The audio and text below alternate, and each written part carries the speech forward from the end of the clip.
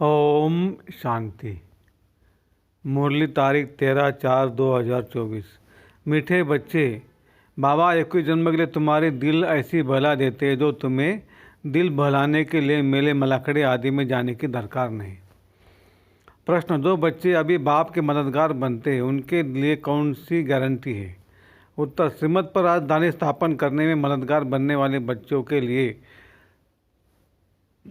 Guarantee है कि उन्हें कभी काल नहीं खा सकता। सतयुग की राजधानी में कभी अकाल मृत्यु नहीं हो सकती। मददगार बच्चों का बाप द्वारा ऐसी प्राइज मिल जाती है जो 21 पीढ़ी तक अमर बन जाते हैं। ओम शांति। बने बनाए सृष्टि चक्र अनुसार कल पहले मुआफिक शिव भगवान वाच। अब अपना परिचय तो बच्चों को मिल गया, बाप का भी परिचय मिल गया। बेहद के बाप को तो जान गई लिया और बेहद के सृष्टि के आदि मध्य अंत को भी जान लिया।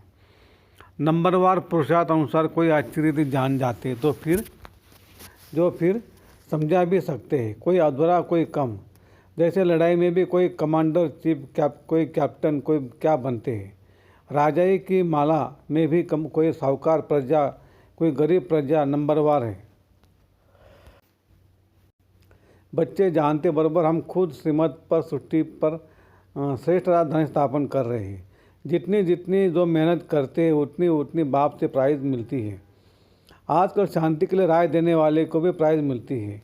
तुम बच्चों को भी प्राइज़ मिलती है, वह उनको नहीं मिल सकती। उनको हर चीज़ अल्पकाल के लिए मिलती है। तुम बाप की श्रीमत पर अपनी राजधानी स्थापन कर रहे हो, सो भी 21 जन्म 21 पीढ़ी के लिए गारंटी है।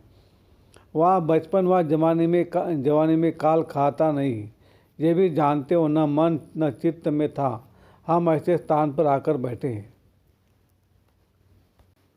जहाँ तुम्हारा यादगार भी खड़ा है, जहाँ 5000 वर्ष पहले भी सर्विस की थी। देलवाड़ा मंदिर, अचल घर, गुरु शिखर सतगुरु भी ऊंचे ते ऊंच तुमको मिला है, जिसका यादगार बनाया हुआ है। अचल घर का भी राज तुम समझ गए हो, वह हुई घर की महिमा। तुम ऊँचते उस पद पाते हो अपने पुरुषार्थ से। यह है वंडरफुल तुम्हारा जड़ यादगार। वहाँ ही तुम चैतन्य में आकर बैठे हो।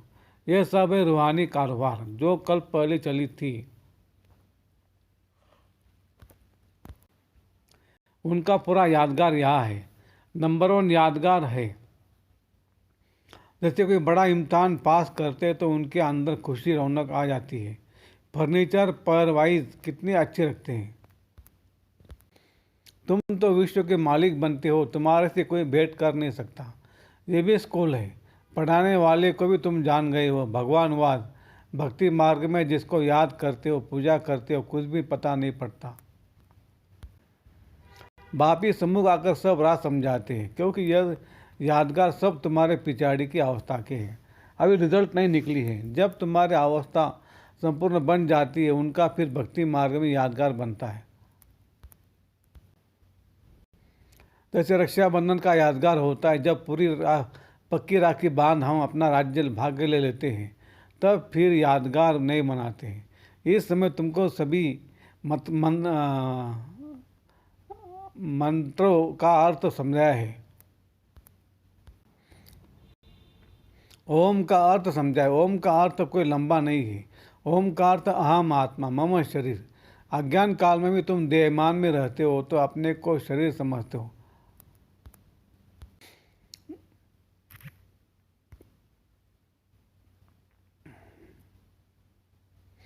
भक्ति दिन प्रतिदिन भक्ति मार्ग नीचे गिरता जाता है, तमो प्रधान बनता जाता है। हर चीज़ पहले सतो प्रधान होती है। भक्ति भी पहले सतो प्रधान थी। जब एक सत शिव बाबा को याद करते थे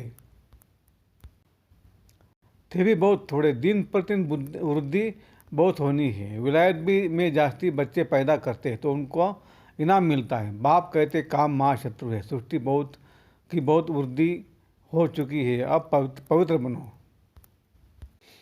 तुम बच्चे सृष्टि के आदि मध्य अंत का अब बाप द्वारा जान चुके हो। सतयुग में भक्ति का नाम निशान नहीं। अभी तो कितनी धूमधाम है, मेले मलाखड़े बहुत लगते हैं। जो मनुष्य जाकर दिल को बहलाए, तुम्हारा दिल तो बाप आकर बहलाते हैं 21 जन्मों के लिए, जो तुम सदैव बहलाते रहते हो। तुमको कभी मेले आदि जाने जाने का ख्याल भी नहीं आएगा। कहाँ भी मनुष्य जाते हैं सुख के लिए, तुमको कहाँ पहाड़ों पर जाने की दरकार नहीं।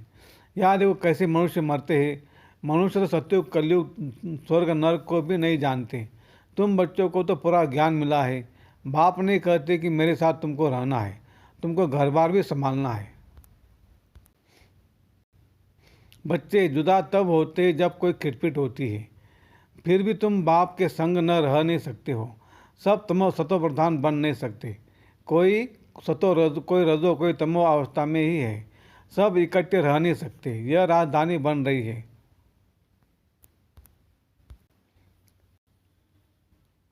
दो जितना जितना बाप को याद करेंगे उस अनुसार राजधानी में पद पाएंगे। मुख्य बात है बाप को याद करने की। बाप स्वयं बैठ ड्रिल सिखलाते हैं। यह है डेड साइलेंस। तुम यहाँ जो कुछ देखते हो उनको देखना नहीं है। देह सहित सबका त्याग करना है। तुम क्या देखते हो? एक तो अपने घर को और पढ़ाई अनुसार जो पद पाते हो उस सत्युग राजाई को भी तुम जानते हो। जब सत्युग है तो त्रेता नहीं, त्रेता है तो द्वापर नहीं, द्वापर है तो कलयुग नहीं। अब कलयुग भी है, संगम युग भी है। बल तुम बैठे पुरानी दुनिया में हो, परंतु बुद्धि से समझते हो हम संगम युगी है। संगम युग किसको कहा जाता है ये भी तुम जानते हो। पुरुषोत्तम वर्ष, पुरुषोत्तम मास, पुरुषोत्तम दिन भी इस पुरुषोत्तम संगम पर ही होता है। पुरुषोत्तम बनने की घड़ी भी इस पुरुषोत्तम युग में ही है।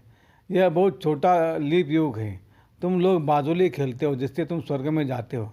बाबा ने देखा कई साधु लोग अथवा कोई कोई बाजुली खेलते खेलते यात्रा पर जाते हैं। बड़ी कठिनाई उठाते। अब इसमें कठिनाई की बात नहीं, यह है योग बल की बातें। क्या याद की यात्रा तुम बच्चों को कठिन लगती है? नाम तो बहुत सहज रखा है। कहा तू सुनकर डर न जाए। कहते बाबा हम योग में रह नहीं सकते। बाबा फिर हल्का कर देते, यह है बाप की याद।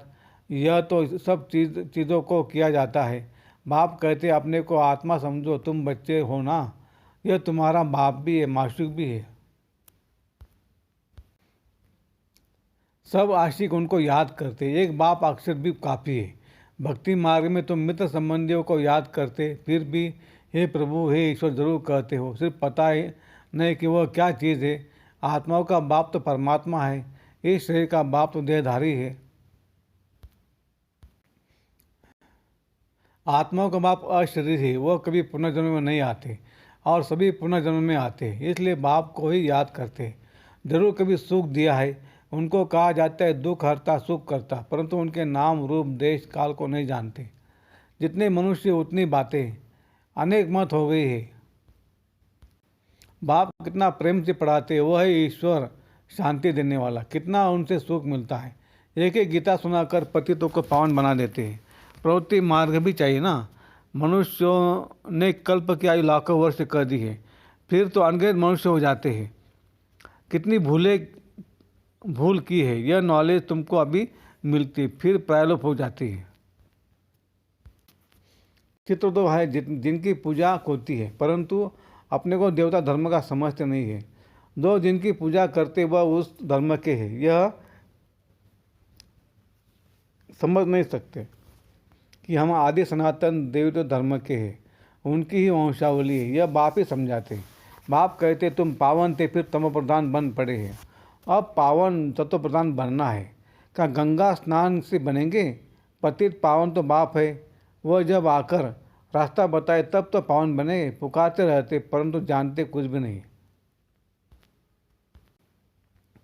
आत्मा पुकारती आर्गन द्वारा कि हे पतित पावन बाबा हमको आकर पावन बनाओ। सब पतित है, काम चिता पर जलते रहते हैं।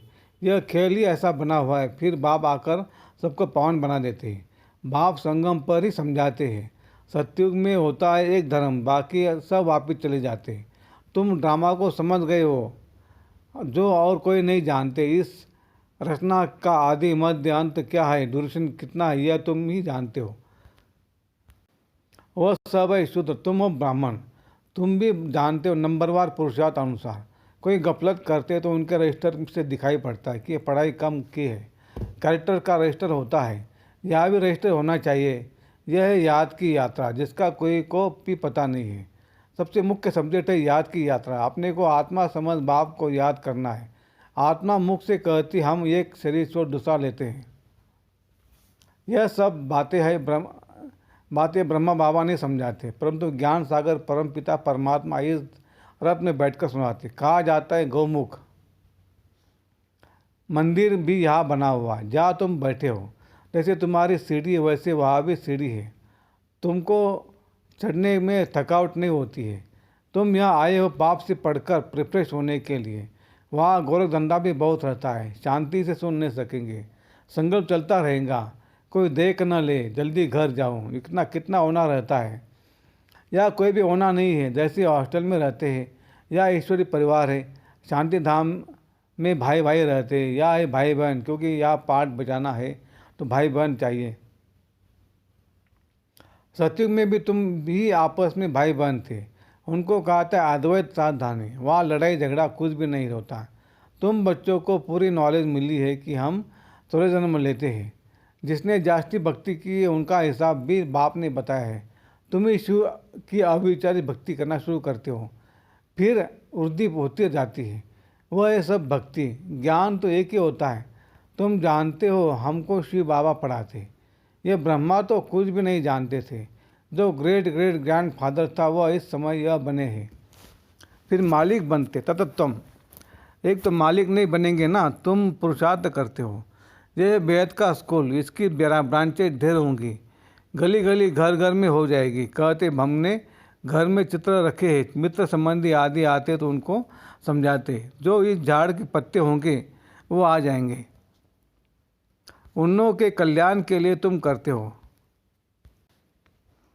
चित्रों पर समझाना सहज होगा। शास्त्र तो ढेर पड़े हैं, अब सब भूलने। बाप है पढ़ाने वाला, वही सच्चा ज्ञान बन सुनाते हैं। अच्छा, मीठे मीठे सिगलदे बच्चों प्रति माता पिता बाप दादा का याद प्यार और गुड मॉर्निंग।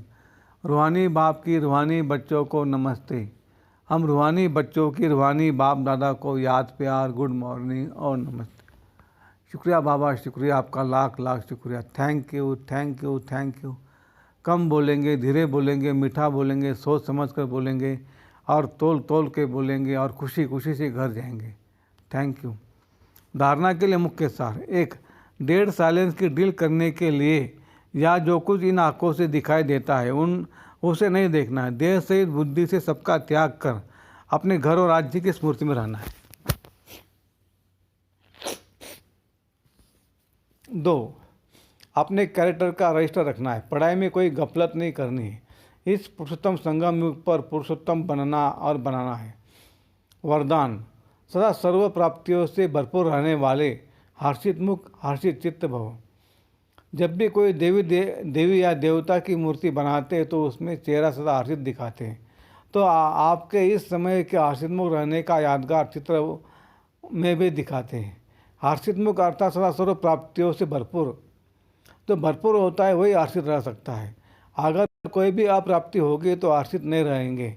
कोई कितना भी हर्षित रहने की कोशिश करे, बाहर से हंसेंगे लेकिन दिल से नहीं। आप तो दिल से मुस्कुराते हो क्योंकि सर्व प्राप्तियों से भरपूर हर्षित चित्त हो। स्लोगन, पास विद ऑनर बनना है तो हर खजाने का जमा खाता भरपूर हो। अच्छा, ओम शांति शांति शांति। शुक्रिया बाबा, शुक्रिया आपका, लाख लाख शुक्रिया। Thank you.